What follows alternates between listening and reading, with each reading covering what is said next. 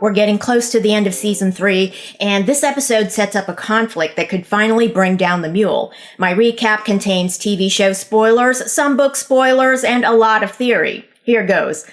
We were led to believe that the conflict would be the Mule versus Gaal, but this episode indicates it could be a battle of machines versus mentalics. In one corner, we have Hari Seldon's consciousness that lives in the vault, along with Demerzel. They're both electronic for the most part, and there's no indication that the Mule's powers of persuasion would work on them.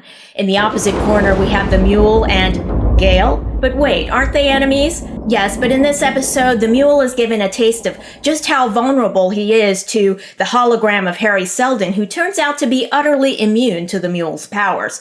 So in this episode, the Mule decides to take control of Gaal and all of the Second Foundationers, instead of just wanting to destroy them, which is what the Mule was obsessed with in the books. I believe he wants to lead them. It's a plot twist that takes the TV show in a very different direction from the books.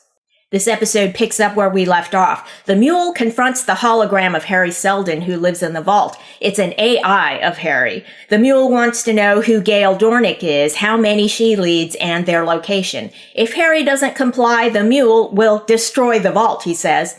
Hari says Gaal lived hundreds of years ago, and he's unaware of her existence. The Mule insults Hari as just a mindless AI, but Hari insults the Mule right back and says, yes, I'm programmed to display emotions, but I don't really have emotions, so I can't be manipulated by your powers. Then, like so many before him, the Mule gets caught up in the null field, is lifted up in the air, and nearly dies. But Hari lets him live. The Mule is bleeding from his nose and ear, and he coughs up blood as well. He wants to know why he's been spared. The AI of Hari says, you have a secret. When I find out what it is, you may be of use to me. So, boom, this encounter exposes the Mule's great vulnerability. An AI like Hari isn't real, per se, so he can't be controlled by the Mule. And this episode gives us another plot twist, a big one. We've been introduced to Kalle, an interdimensional being who allowed Hari Seldon to live again so that he could build the Second Foundation. But Kalle isn't alone. When Hari was about to die, Kalle explained why she gave him a new body and new life, why she wanted him to have skin in the game. It's because we can't, she said. Now, whoever we is. In this episode, we might have met another being like Kalle. This is my fan theory. Her name is Bayta. Yes.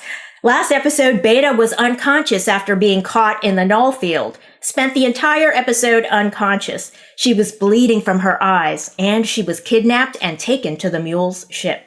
This episode, she's in the medical ward with Brother Dawn. So, he's alive. After being sucked out of the airlock, he says he was in and out of consciousness. He says that his spacesuit kept him alive by harvesting energy from his legs. So the flesh on his legs now looks like barbecue. Bayta tells him they can fix up his legs. She tells him they do amazing things these days, especially for emperors. Boom! She's talking just like Kalle now. And so, this next part is my fan theory. If Demerzel was telling the truth when she said that Dawn's nanites stopped transmitting his vitals 12 seconds after the airlock blew, then maybe he did die and was brought back by the interdimensional beings like Kalle. Maybe they removed his nanites or gave him a new body without nanites because they want Cleon 25 to have skin in the game. We've seen that they had the power to bring Hari Seldon back and give him a new body. We're given another clue when the Mule comes to visit Cleon 25 in the medical ward. He insults Dawn, calls him the tiniest Cleon, small as a pea. The Mule probes Brother Dawn's mind and realizes he was working with Gaal, but doesn't know the location of the Second Foundation. The Mule is very cruel and needles him about Gaal betraying him. Now, she used Dawn to bring the Imperial fleet to Calgon, then sacrificed the fleet and every person on Calgon to try to destroy the Mule. The Mule leans on Dawn's barbecued legs just to cause pain. He's such a rotten egg. Bayta, at that point, tells the Mule, I think you should leave now. The Mule turns to look at her. Then he says, oh, of course, you're right. Gaal Dornick is finally here. She's just arrived on a whisper ship with a couple of Second Foundationers. So the Mule stops harassing Brother Dawn and goes to find Gaal. Whoa, wait a minute. What just happened? My fan theory is that the Bayta we see in this episode is a being like Kalle, who has powers like the Mule but is much more powerful. So when Bayta told the Mule, I think you should leave now, I believe she made him leave by use of her powers. Next storyline. Gaal goes to New Terminus to confront the Mule with a couple of second foundationers, as I mentioned, but that's at the end of the episode. Before that, Gaal goes to Ignis. She tells Preem that she can't contact Pritch. He was on New Terminus when the Mule conquered the planet. Preem says he's hard to kill. Gaal says, it's worse for us if Pritch is alive. If he's captured and converted, the Mule will know the second foundation is on Ignis. Now, their plan is in a shambles. They thought the Mule would take Trantor first, then try to take the foundation, but no. Gaal says they have to start evacuating Ignis. Find a place no one would ever think to look for us. So this brings the TV show back to the books. Those of us who read the third book in the trilogy know where they're going. And the TV show gave us clues as well during Demerzel's confrontation with Gaal. Let's think back to when Demerzel saw herself in Gaal's place, being lifted up in the air by the Mule who was using just one hand. Now his strength seems inhuman. Maybe he's as strong as Demerzel? Now, there's more to that vision than just the next location of the second foundation. Gaal is going to New Terminus to confront the Mule, but not alone. She's given a trio of second foundationers. Preem tells her, remember our community, how we share ourselves. The Mule doesn't have that. When Preem said that, how we share ourselves, unfortunately, it seemed he was describing a hive mind, which is not a good thing in the Foundation Books universe. Just a clue from the books. As I mentioned in previous recaps, the Mule has met Mentalics before in the books. And on the TV show, one of the Mule's parents, his mother, had some Mentalic powers, a very small amount. We saw that last episode. Kind of like Bayta Daryl in the books had a small amount of Mentalic power, but Bayta Mallow on the TV show seems to have Mentalic powers greater than even the Mule, based on her display of power in the medical ward. Gaal and her friends get on the Whisper ship and book it to New Terminus, where the Mule is in the medical ward and senses Gaal's presence. So this brings us full circle. He quits messing with Brother Dawn to confront Gaal after Bayta shoos him out of there. Next storyline, Demerzel arrives on Trantor and tells Brother Dusk that Dawn is dead. Dusk mourns him and says he will be called Cleon the Worthy. So this is another clue that a being like Kalle would have reason to intervene in the life of Cleon 25 because he's a great one. Cleon 25 studied psychohistory and was even an agent of the Second Foundation, unlike any other Cleon before him. He could have been a world changer, so maybe Kalle and her people wanted him to have skin in the game and brought him back and gave him a new body, as they did with Hari Seldon, another world changer. Brother Dusk and Demerzel are confronted by three of the Empire's subjects, a member of the Galactic Council, an enjoiner from the Kingdom of Cloud Dominion, and Zephyr Vorellis. Now together they represent 5 trillion people. They want to appease the Mule by giving up the planet Trantor, which is the seat of the Empire. Demerzel says, we will not allow this. But they tell her, it's not a request. We're just notifying you. Dusk is enraged. Cut to the next scene.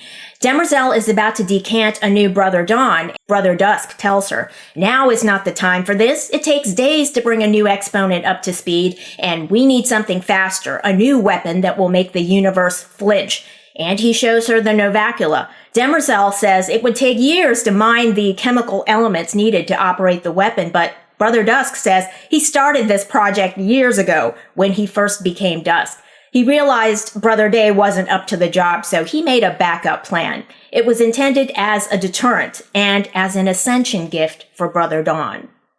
Demerzel tells him, Dawn was not who you thought. He died on Clarion while inciting the enclosure of Calgon on orders from Gaal Dornick, a protege of Hari Seldon. Dusk is floored by the news. Dawn was lying to us? The boy wasn't capable of betrayal like that. Demerzel says he was capable, though maybe he didn't consider it betrayal. She tells Dusk that Gaal Dornick, the woman who coerced him, leads a second foundation. They operate in the shadows with full knowledge of Seldon's math and are unknown even to the first foundation. Dusk tells her, so, Seldon had a backup plan. I prefer mine. He's talking about the Novacula. He says, it's just us now, Demerzel, against the galaxy. Our legacy is being ripped from our hands. We must not let it go. And that's very characteristic of all of the Brother Dusks on the show. By the time they're Dusk, they've accepted who they are and would like everybody else to accept who they are.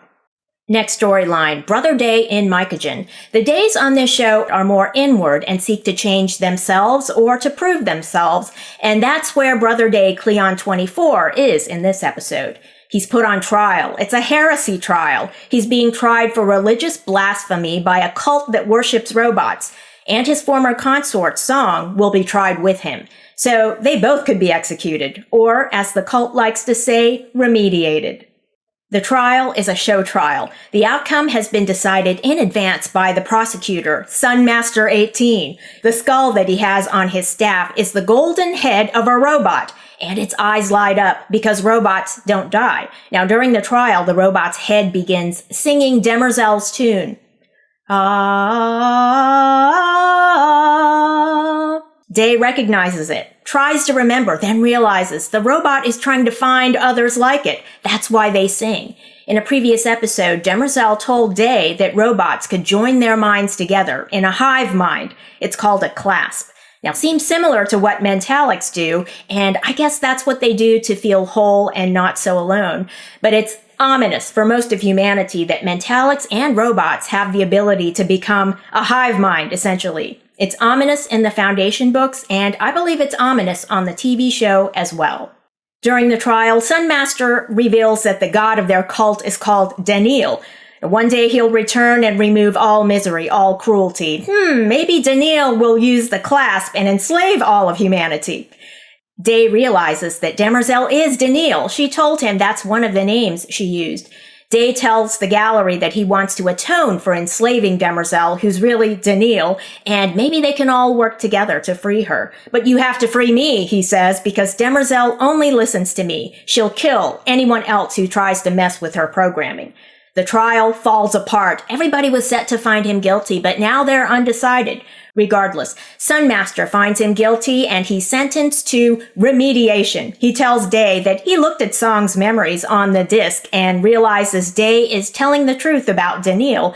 But who cares? Until Daniil returns, which is assumed to be never, Sunmaster, for all intents and purposes, is the god of their cult, and he'd like to keep it that way. The platform underneath Day's feet drops, and Day falls into the pit of remediation. End of episode. So, I'm a book reader, but my fan theory about Bayta Mallow on the TV show would make her a very different character from the books. Her name is different on the TV show, Bayta Mallow instead of Bayta Daryl, and she's given a different origin story. In the books, she is a direct descendant of Hober Mallow. On the TV show, Torin is the descendant of Hober Mallow, so they've even set up to be different characters on the TV show, and based on this episode, I'll make a prediction for future episodes. I believe the Mule will capture and convert Gaal, and she'll become his war chief. Either that or Kalle and her people will show mercy to Gaal and give her greater powers. Now that might be what they did with the Mule when he was a boy. Last episode we saw all of a sudden he discovered mentalic powers like never before, just at the moment when his father was about to drown him. And we discovered that Hari Seldon, when he was a boy, was beaten by his father. He was an abused child, so it makes sense to me that the powers that be, folks like Kalle, might intervene to help the helpless by giving them extraordinary powers. Unfortunately, they grew up to abuse their powers instead of learning the lessons from the past. And so they had to continue suffering until they learned. Hari Seldon learned, for example. And when he chose to die, he completed his life purpose by building the second foundation and made a good end to his life, in my view. Thanks for watching, and if you enjoyed this video, leave a like and don't forget to subscribe.